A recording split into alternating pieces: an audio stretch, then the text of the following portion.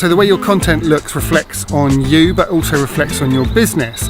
But let's be realistic about costs here, because we don't need one of these to do something like this.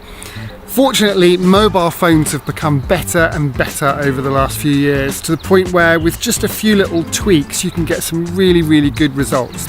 One of the most useful tweaks is to use a tool to stop this. Okay, so maybe that was a little bit of an exaggeration, but we all know what I'm talking about here. We're talking about the dreaded mobile phone freehand selfie shot. The trouble is, because mobile phones are so small, not only have they got no weight behind them, which makes them a bit more wobbly, they're also much harder to hold when you're filming, particularly if you're filming yourself.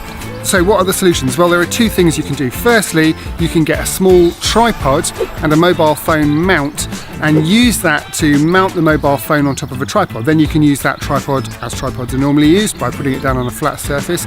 Or if it's a small tripod, you can use it as a handle to hold the mobile phone. Now, this isn't going to reduce the wobble or the shake in the camera, but it's going to be a lot easier to hold that phone and look back at yourself, because you've got a camera, you've got a handle attached to it.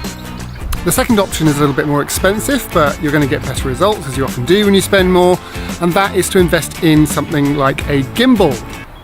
A gimbal? No, a gimbal. Gimbals are all the rage at the moment because they allow people to get really silky smooth camera movements using a kind of mix of a weighted and electronic balancing system. So I shoot all my videos on a gimbal. This is a Ronin S.